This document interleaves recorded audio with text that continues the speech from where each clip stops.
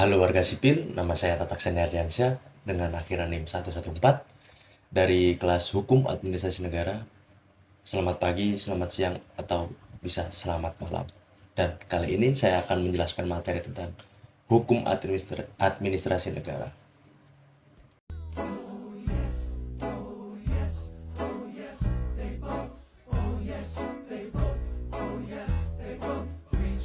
Let me hear it. A little louder. Oke, jadi kita mulai dari pertama dulu ya.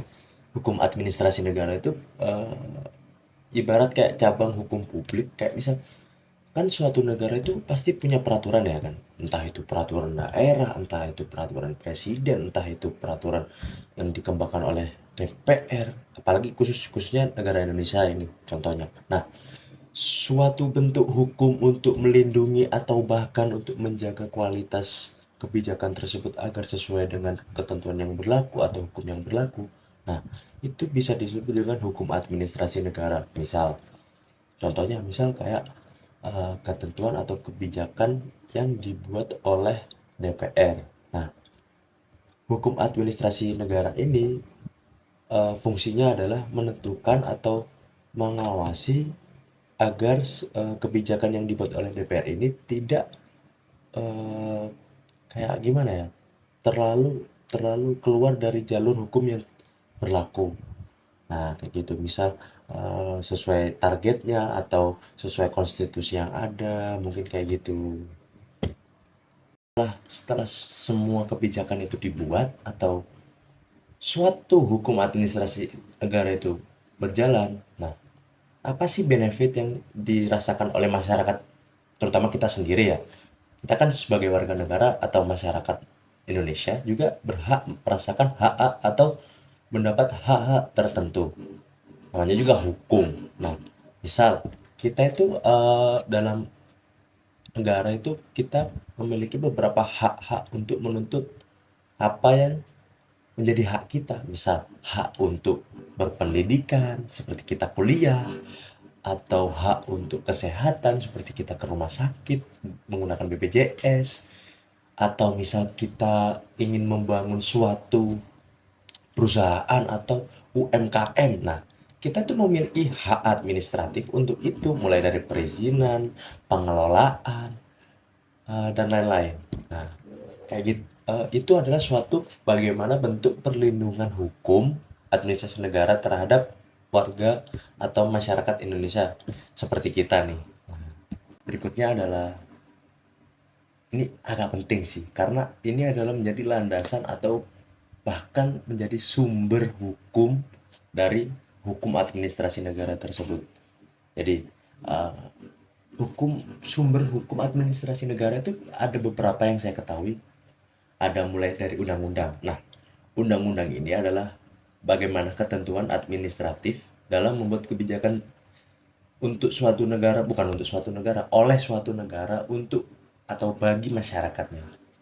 Lalu yang kedua adalah peraturan pemerintah. Nah, peraturan pemerintah itu bagaimana hal atau kebijakan itu dilaksanakan. Nah, peraturan pemerintah ini sebagai pengawas untuk melaksanakan kebijakan tersebut.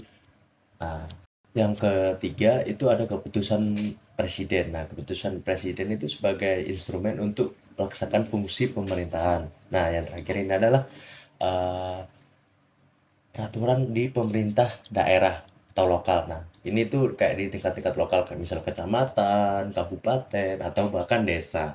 Nah, dari semua ini itu ada satu undang-undang yang tertulis, yaitu Undang-Undang Nomor 30 Tahun 2014 tentang Administrasi Pemerintahan.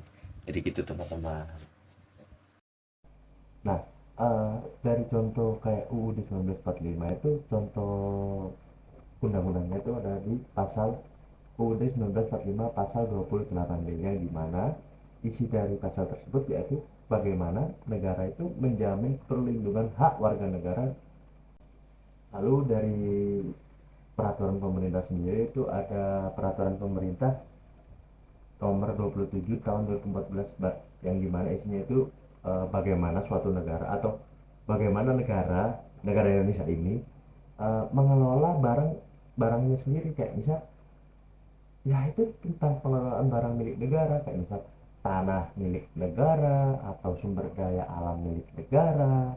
Jadi di situ tuh dijelaskan bagaimana negara ini mengelola sumber daya atau barang atau hak-hak milik negara ini untuk akhirnya itu untuk keberlangsungan kehidupan masyarakatnya sendiri, atau bisa dibilang efisiensinya sendiri kayak gitu. Habis itu ada kebiasaan administratif. Nah, kebiasaan administratif ini kayak misalnya kayak kebijakan atau mungkin peraturan yang tidak tertulis di dalam organisasi pemerintahan. Misal kayak suatu organisasi dalam misal lingkup kota atau daerah. Nah, itu kan pasti memiliki agenda atau jadwal rapat bulanan, bahkan beberapa minggu sekali, hanya untuk melihat kebijakan yang telah dibuat atau yang telah dilaksanakan. Nah, itu kan sebenarnya nggak tertulis jelas di undang-undang ataupun apapun. Namun eh, kebiasaan itu udah ada hingga sekarang kayak gitu misalnya. Kayak misal DPR rapat paripurna biasanya sebulan atau 2 bulan sekali, saya pernah lihat kayak gitu gitulah. Prudensi. Nah, jurisprudensi ini kayak misal bagaimana legislatif atau misalnya Mahkamah Agung ini menentukan suatu kebijakan itu tidak sesuai atau bahkan menyimpang dari ketentuan yang ada. Misal kayak bagaimana pengawasan konstitusionalis dari peraturan presiden itu misal dianggap kurang kurang apa ya, memberikan dampak signifikan atau bahkan bisa merugikan dari segi penerima, yang yaitu penerimanya masyarakat sendiri. Nah, Mahkamah Agung itu melakukan yang namanya pengujian pengaturan presiden itu tadi, yaitu jadi Mahkamah Agung ini melakukan suatu rapat atau misalnya suatu pengadilan untuk menentukan bahwa apakah kebijakan ini masih bisa dilanjutkan atau bahkan mungkin dihentikan. Nah, kayak gitu misalnya. Lalu yang kedua itu ada ruang lingkup dari hukum administrasi negara itu sendiri, yang dimana ya namanya ruang lingkup itu ada diklasifikasikan sesuai sesuai tingkatan dan juga tugas. Nah, misal fungsi pemerintahan. Nah, fungsi pemerintahan ini itu bagaimana hukum administrasi negara itu mengatur dan menetapkan kayak pelaksanaan tugas suatu pejabat, wewenang yang diberikan oleh pejabat itu bagaimana, lalu ada tanggung jawab dan akuntabilitas. Tanggung jawab itu kayak misal suatu kebijakan itu dapat dapat dipertanggungjawabkan di kemudian harinya, bisa seperti setelah setelah kebijakan itu berlaku, apa kebijakan ini benar-benar berhasil. Nah, pemerintah pemerintah itu punya pertanggungjawaban untuk itu.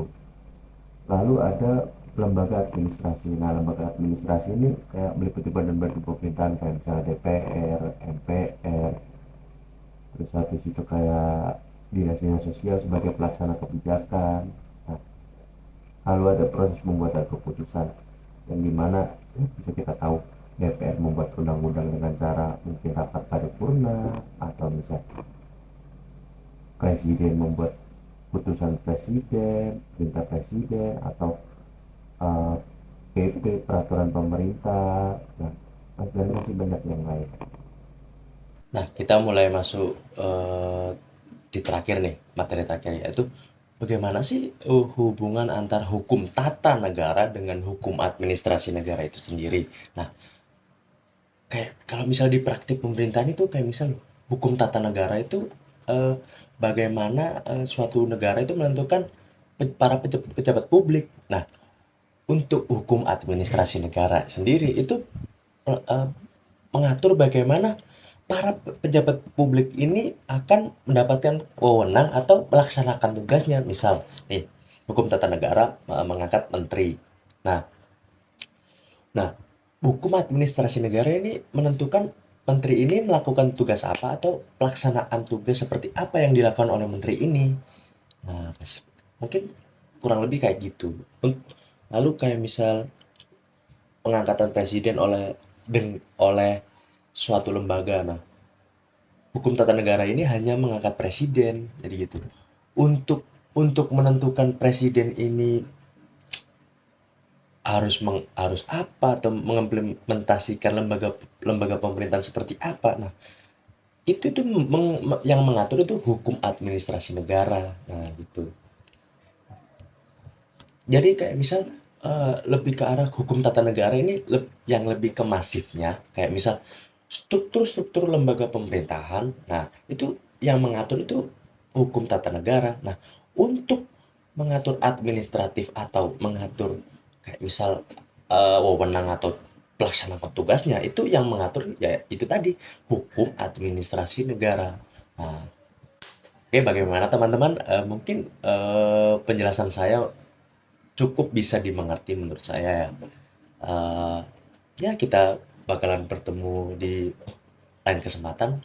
Oke, saya Tatak Ardiansah dari kelas Hukum Administrasi Negara kelas E dengan NIM akhiran 114 dan saya pamit undur diri. Terima kasih. Ciao. GGMU.